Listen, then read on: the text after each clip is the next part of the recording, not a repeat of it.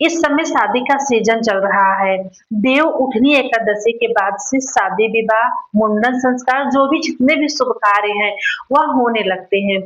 तो हमारे बच्चों की शादी होती है, हमारी बेटे की शादी या बेटी की शादी होती है तो हम क्या करते हैं छोटी-छोटी गलतियाँ कर देते हैं, जिसका खामियाजा हमारे बच्चे भुगतते हैं पूरी ज़िंदगी। आज क्यों इतनी कोर्ट कचहरी के चक्कर लग रहे हैं? क्यों तलाक की स्थिति बन रही है? हमारे बच्चों में क्यों नहीं बन रही है? क्यों रोज़ कलह-कलेश हो रहे हैं?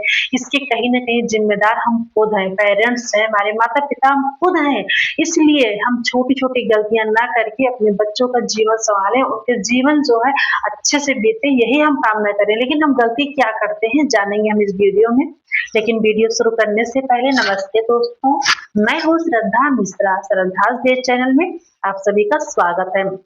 आप सभी लोग कैसे हैं यह बताने के लिए कमेंट बॉक्स में जय माता दी जरूर लिखिएगा। तो फिर आइए चलिए हम जानते हैं कि हम गलती कहाँ करते हैं, गलती हम क्या करते हैं। सबसे पहली गलती तो हम क्या करते हैं, जो होता है शादी का जोड़ा, जिसे हम पूरी उम्र हम उसे संभाल कर रखते हैं। अगर हम वही किराए पर ले रहे हैं तो हमारा जो शादीशुदा जीवन है वो कैसे बीतेगा, हम खुद ही विचार कर सकते हैं। देखिए हम किसी की देखा दाखी न करें कि वो इतने बड़े आदमी है, उन्होंने इतने का लहंगा लिया, इतने का शादी का जोड़ा लिया, तो अगर पटेदारी इसमें हमें नहीं करनी चाहिए, हमें किसी का की बराबरी नहीं करनी चाहिए। हम जो भी लें, हम अपने पैसे के लें, हम किराए के कभी भी अपने बच्चों की शादी का जोड़ा ना लें। खास करके लड़के के माता-पिता के लिए यह है कि अपने बच्चियों के शादी का जोड़ा जो हम है किराए पर हमें कभी भी नहीं लेना चाहिए, उसे हम अपने पैसे से ही लें। किराए का जोड़ा नहीं लेना चाहिए, ये बहुत ही ज़्यादा गलत होता है। इससे हमारे बच्चों की जो शादीशुदा लाइफ है, उनका जीवन है, बहुत ही ज़्यादा मतलब दिक्कत में आता है, परेशानियों में आते हैं। इसलिए इससे लेने से बचें। इसके बाद हम दूसरा नियम जो बता रहे हैं वो दोनों के लिए, लड़की के माता-पिता के लिए, पेरेंट्स के लिए और लड़के के भी माता-पिता और पेरेंट्स के लिए है। क्या गलती करते हैं हम, बड़े-बड़े जो हमारे घर पे आते हैं, मेहमान हैं, चाहे जो भी हैं समझ लीजिए, उनकी खातिर व्यवहार तो हम करते हैं, लेकिन हमारे घर पे जो छोटे लोग आते हैं, जैसे जो गरीब घर के हैं, जो हैं आ जाते हैं, तो हम क्या करते हैं उनका तिरस्कार करते हैं। इस जगह हम बहुत बड़ी गलती करते हैं। इसलिए हमें हम बड़े लोगों का सम्मान करें अलग बात की है, लेकिन अगर हमारे घर पर कोई आ रहे हैं, खास करके माता-पिता का यह बहुत बड़ा कर्तव्य होता है कि हमारे घर पर जो भी आए वह दुखी होकर ना लौटे। इससे हमारे बच्चों की लाइफ में, शादीशुदा जीवन में बहुत ही ज़्यादा गलत असर पड़ता है कि हमारे दरवाजे पर हमारे बच्चे की शादी हो रही है, अगर हमारे दरवाजे पर कोई दुखी होकर के जा रहा है, तो सोचिए हमारे बच्चों की लाइफ पर क्या असर होगा। बहुत ही ज़्यादा गलत असर होता है।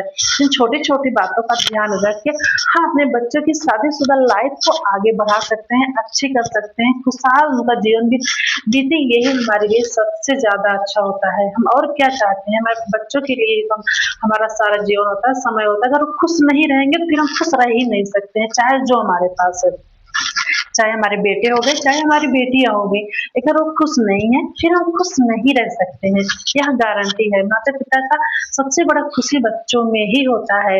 इसलिए हम पेरेंट्स, हमारे जो गार्जियन हैं हमें ध्यान रखना चाहिए इन बातों का कि हमारे दरवाजे से कोई भी दुखी होकर के ना लौटे, किसी का अपमान ना हो, चाहे भूल से भी किसी का अपमान ना हो।